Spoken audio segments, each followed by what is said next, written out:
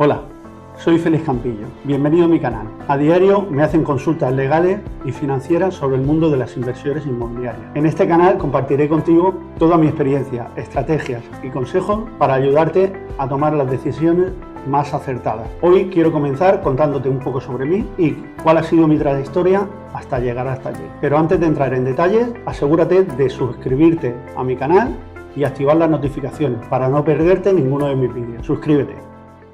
Félix, para conocer un poco más de ti, ¿puedes contarnos dónde naciste y compartir algún recuerdo de tu infancia que haya influido en tu pasión por la construcción y el sector inmobiliario? Bueno, yo nací en 1967 en Cartagena. La anécdota que yo te puedo contar es que yo en el instituto lo que quería ser era arquitecto. El único problema es que era el hijo mayor de un militar y cualquiera desobedecía a su padre. Y por lo tanto mi padre quería que fuera militar y yo tuve que ser militar. ¿Qué recuerdos tienes de tus primeros años en Almería y cómo te adaptaste a tu nueva vida allí? Mire, mis primeros recuerdos de Almería los tengo muy claros.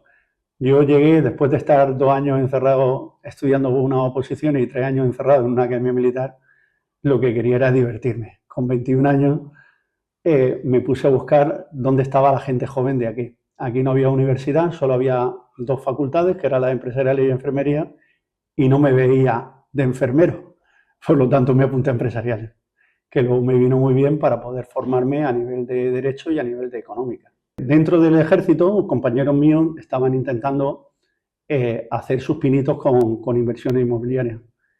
Y eso me volvió otra vez a mí a animar a intentar retomar el mundo del ladrillo, que era lo que me gustaba. A partir de ahí, ellos juntaron, la verdad es que un capital bastante importante, 180.000 euros en el año 89, y yo estaba convencido de que podían hacerse muchas más cosas con ese dinero de lo que estaban haciendo.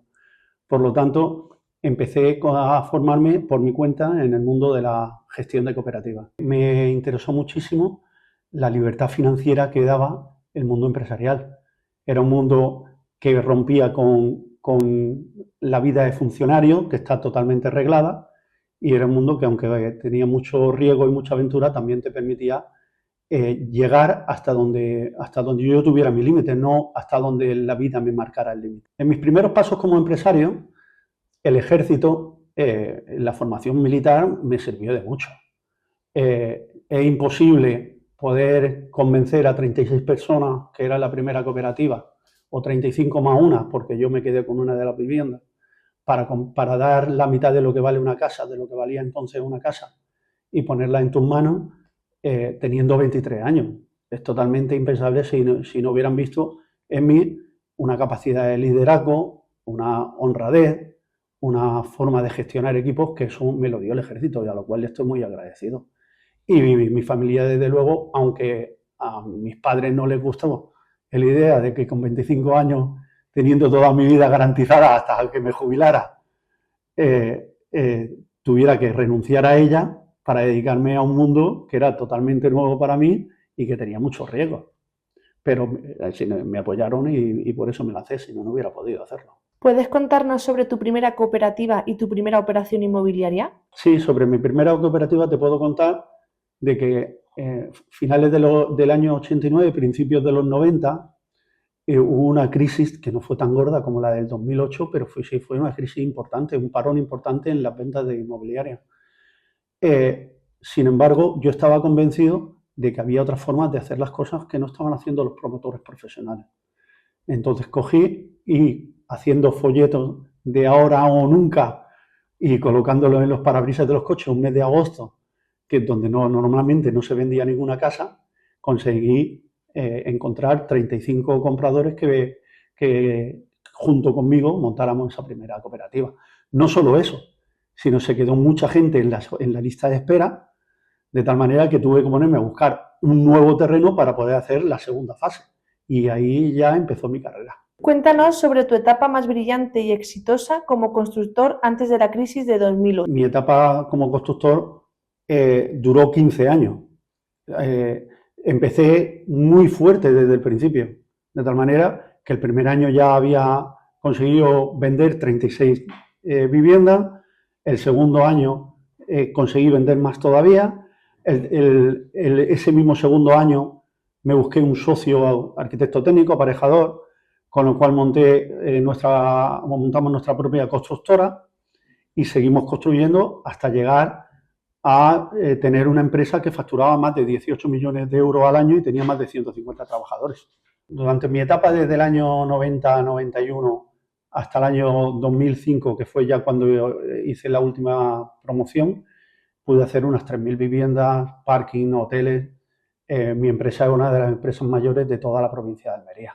En cuanto a las empresas, llegué a montar un grupo inmobiliario completo, teniendo empresas que eran de estudio de arquitectura, inmobiliaria, distintas promotoras, constructoras. ¿Cómo gestionabas los riesgos y resolvías problemas complejos en operaciones de 10 millones de euros? Operaciones de 10 millones de euros, de 1 millón de euros o de 100.000 euros son exactamente para mí las mismas. Simplemente es cuestión de matemática y de cero. ¿Por qué?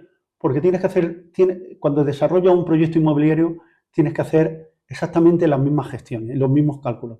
Desde que pides la primera licencia de obras, trabajas con el arquitecto el primer proyecto, te pones a calcular el coste de cualquier promoción, la estrategia de venta, la campaña de venta, todo el proceso tiene el mismo trabajo. Por lo tanto, a mí no me asustaba el estar manejando cifras de promoción inmobiliaria de 10 millones de euros. Para mí era lo mismo que manejar el de una promoción pequeña. Los elementos clave que a mí me sirvieron para poder tener el éxito que tuve, que yo aprendí primero encontrando el comprador y luego llevando a cabo las actuaciones inmobiliarias. Como gestor de cooperativas me dejaba un margen que es como yo empecé, me dejaba un margen de beneficio muy pequeño, pero me garantizaba 100% tener todo vendido, con lo cual no tenía ningún riesgo a nivel de mi patrimonio. Y esa política, cuando empecé a desarrollar las promociones como promociones inmobiliarias puras y duras, la cual yo compraba los terrenos, construía y vendía, seguí haciendo lo mismo, intentando hacer viviendas de mucha calidad, pero intentando obtenerlo vendido todo de antemano, aunque no tuviera tanto beneficio como tenía mi competencia. Sabemos que la crisis de 2008 fue un punto de inflexión en tu carrera. ¿Cómo te afectó y qué aprendiste de esa experiencia? La crisis del 2008 del sector inmobiliario no fue la que a mí me afectó. Tengo que empezar para decir de que para mí y para todo el mundo hay dos tipos de crisis empresariales. Las crisis internas y las crisis externas. Y para mí las más graves son siempre las crisis internas, que son las crisis que se producen normalmente entre socios. Y en ese sentido, yo tuve 3 problemas muy serios de mucho dinero y estaba convencido de que habían sido porque mis abogados no me habían redactado los contratos bien y no habían blindado cualquier posibilidad de tener algún tipo de fallo en el contrato. Y eso me hizo perder mucho dinero. Entonces, cuando yo llegué a la crisis del 2008, yo ya lo que era mi crisis ya le había pasado y lo que me dediqué a partir de ahí a ayudar al resto de los empresarios que estaban empezando a pasar por donde había pasado yo. ¿Cómo te afectó profesional y personalmente? La crisis me afectó fatal, porque yo era un empresario de éxito que salía todos los días o todas las semanas en todos los medios de comunicación locales, provinciales e incluso nacionales. Además fue el primer grupo inmobiliario que presentó un concurso de acreedores en toda España, con lo cual corrieron todo tipo de fake news, todo tipo de rumores y malas noticias desde que me había suicidado hasta que me había llevado todo el dinero a Brasil.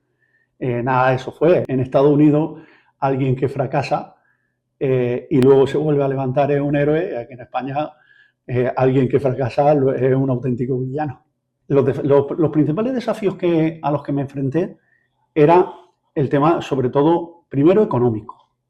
Porque siendo empresario, que con una facturación como la que hacía y con unos pagos a la Seguridad Social y a la agencia tributaria tan bestiales como los que yo podía hacer con 150 trabajadores, luego resulta que no te quedan, al empresario no le quedan ni paro. Y a ese le tengo que unir de que no entendía cómo era posible de que hubiera perdido juicio, hubiera perdido pleito en estos contratos que fueron los que me ocasionaron a mí mi quiebra empresarial. Estaba convencido de que era por culpa de mi abogado. Entonces cuando yo empecé mi crisis, automáticamente me puse a estudiar Derecho. Con lo cual, tenía una empresa en crisis o un grupo empresarial en crisis por las mañanas, comía, me iba a la universidad y por la tarde a estudiar por la noche y atender a mis hijas que eran pequeñas también por la noche y los fines de semana. Y la verdad es que fueron años que fueron muy duros. ¿Cómo te reinventaste profesionalmente después de la crisis? Yo en 2008, que fue cuando mis empresas terminaron de cerrarse, había acelerado la licenciatura de Derecho para poder terminar ya coincidiéndome con la crisis. Entonces me tuve que reinventar porque tenía que darle de comer a mi familia. Fue cerrar la empresa e inmediatamente ponerme a ejercer de abogado y de economista. Las decisiones que tomé fueron muy sencillas. La empresa hay que cerrarla, hay un concurso de acreedores que se está terminando y punto, no hay más solución. Entonces, lo que tienes que hacer es ver, y lo que es lo que tuve que hacer yo, analizar mis puntos fuertes. Mis puntos fuertes eran el derecho inmobiliario. El derecho inmobiliario en aquellos momentos estaba totalmente en crisis. Por lo tanto, ¿en qué me había hecho especialista yo? Me había hecho especialista precisamente en crisis. Por lo tanto, tenía claro que era lo que me tenía que dedicar en aquel momento y es lo que hice. A pesar de que ya llevaba 15 años en el mundo de la construcción y promoción inmobiliaria, yo tenía un cálculo y un colchón para prever cualquier operación que me pudiera salir mal y poder atenderla. Lo que nunca calcula es que todo lo que va a llevar o todo lo que está llevando en ese momento te salga mal. En concreto, a principios del año 2000, entre el 2001 y 2003, tuve 3 operaciones que la más pequeña era de 2 millones de euros, luego había otra de 3 millones de euros y otra de casi 5 millones de euros. Y en todas perdí, y yo tenía la sensación de que era por culpa de que mis abogados no habían amarrado bien los contratos con terceros con los que yo había firmado.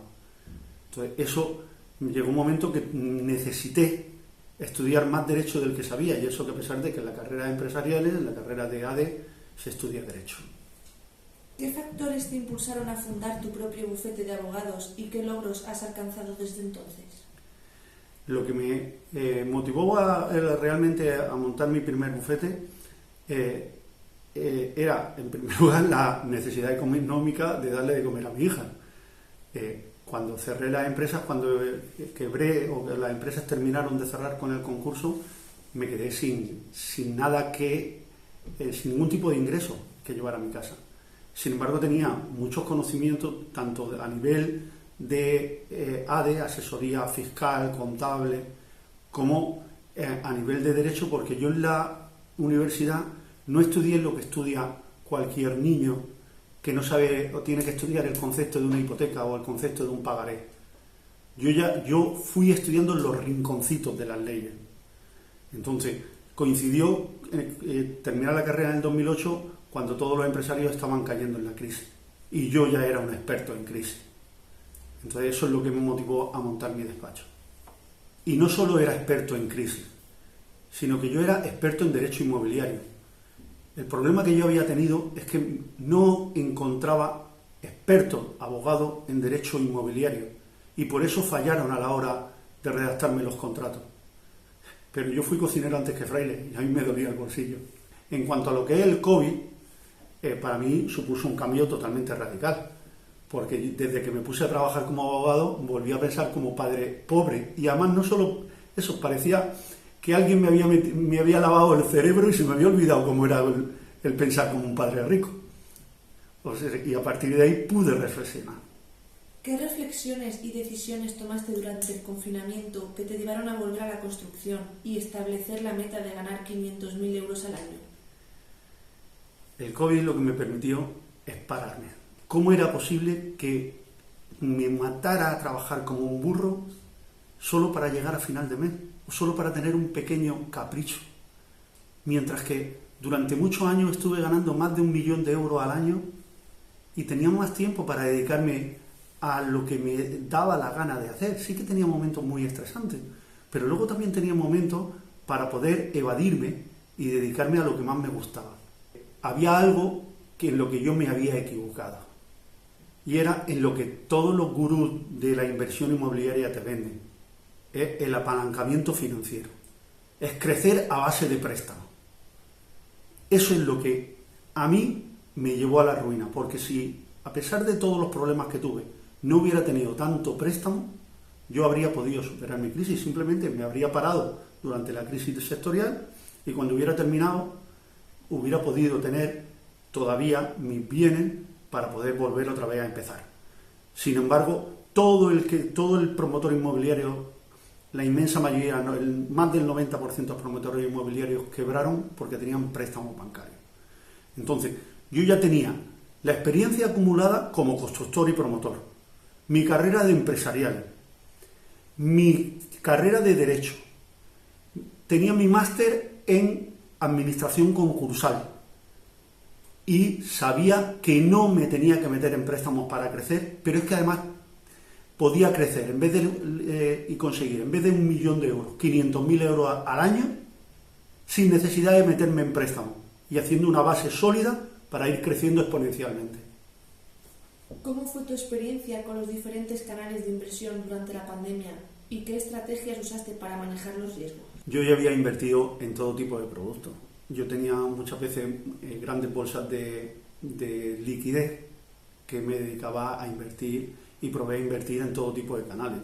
En bolsa, en forex, en warrants, productos de muy alta especulación que te la vendían grandes asesores, los grandes brokers, como si eso fuera la panacea, y luego resulta que una vez que te confiaba y te esperaba, y ellos esperaban que subiera la bolsa, a lo mejor bajaba y con lo cual perdías todo lo que había acumulado. Cuando llegó el confinamiento, yo tenía claro que si yo quería volver a invertir y poner mi dinero a trabajar, tenía que ser con inversiones inmobiliarias. Yo ya sabía de subasta, yo ya sabía de todo tipo de compra que se pueden hacer dentro del mundo inmobiliario para comprar muy barato. Y entonces lo que me dediqué era, con solo 10.000 euros, que era lo único que tenía, justo antes de terminar el COVID hubo una oferta muy grande, de un lanzamiento de subastas muy grandes que se habían quedado paralizadas con el COVID, y aproveché y con solo 10.000 euros, que era lo que tenía, llegué a comprar 10 propiedades. Para lanzarme en el mundo de la construcción, lo primero que hice fue empezar a analizar todo lo que se estaba vendiendo y quién lo vendía.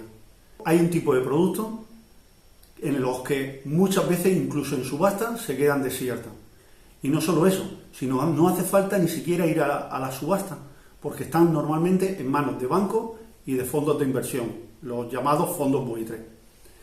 Ese tipo de producto, por la cantidad de dinero que cuesta meterse y por los problemas que hay en ello y que tienes que ser muy profesional a la hora de saber resolverlo, están fuera del alcance de cualquier inversor pequeño o cualquier inversor sin experiencia.